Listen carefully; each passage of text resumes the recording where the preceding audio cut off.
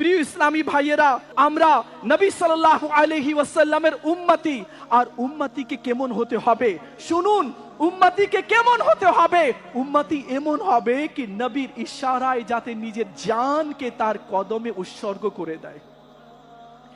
একবার আমার নবী সাল্লাল্লাহু আলাইহি ওয়াসাল্লাম হযরতে সাইয়েদনা ওমর ফারুক রাদিয়াল্লাহু তাআলা আনহুকে সঙ্গে নিয়ে কোথাও যাচ্ছিলেন। নুরানি হাতে ওমর ফারুকের হাত, যখনই ওমর ফারুক রাদিয়াল্লাহু তাআলা আনহু আমার নবীর হাতের ছোঁয়া পেলেন, মন শীতল হয়ে গেল। ওমর ফারুক বললেন, ইয়া সাইয়্যিদি ইয়া রাসূলুল্লাহ ফিদাকা আবি ওয়া উম্মি, ইয়া রাসূলুল্লাহ, হে আল্লাহর হাবিব, আমার মা বাবা আপনার চরণে উৎসর্গ হোক। ইয়া রাসূলুল্লাহ, আমি আপনাকে মা বাবা স্ত্রী সন্তান কারোবার ব্যবসা বাণিজ্য বাগান যা কিছু রয়েছে এর থেকে বেশি আপনাকে ভালোবাসি। কিন্তু ইয়া রাসূলুল্লাহ সাল্লাল্লাহু আলাইহি ওয়াসাল্লাম, আমি ওমর আপনাকে নিজের জানের চেয়ে বেশি ভালোবাসতে পারিনি। আমার নবী সাল্লাল্লাহু আলাইহি ওয়াসাল্লাম ইরশাদ করলেন, লা ওয়াল্লাযিনা নাফসি বিয়াদিহি হাত্তা আকুনা আহাব্বা ইলাইকা মিন নাফসিকা।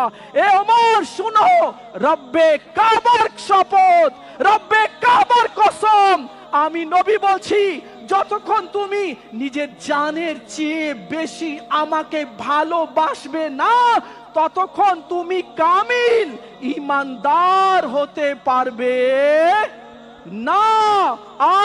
ওমর ফারুক রাদিয়াল্লাহু তাআলা আনহু চিন্তায় পড়ে গেলেন। আমি ঈমান আনলাম, প্রকাশ্যে নামাজ শুরু হলো, প্রকাশ্যে দ্বীনের দাওয়াত শুরু হলো। আমি ঈমান আনলাম, প্রকাশ্যে তাওয়াফে কাবা আযান শুরু হলো। আর আমি ওমর, বলেন, আমি ওমর কামিল মুমিন ঈমানদার হতে পারিনি?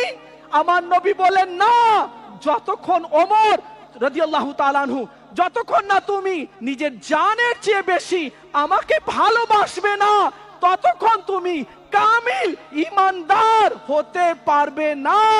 আমার নবী ইরশাদ করলেন, তুমি কি শুনতে পেরেছো? ওমর ফারুক বললেন, ইয়া সাইয়্যিদি ইয়া রাসূলুল্লাহ, হ্যাঁ আমি শুনলাম।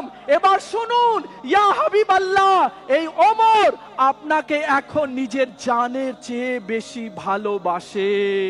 আমার নবী সাল্লাল্লাহু আলাইহি ওয়াসাল্লাম বললেন, হ্যাঁ ওমর, তুমি যখন আমাকে নিজের জানের চেয়ে বেশি ভালোবাসবে তো তুমি কামিল ঈমানদার হবে। ওমর ফারুক বললেন, হ্যাঁ আমি আপনাকে এখন নিজের জানের চেয়ে বেশি ভালোবাসি। তো আমার নবী ইরশাদ করলেন, এখন তুমি কামিল ঈমানদার হলে।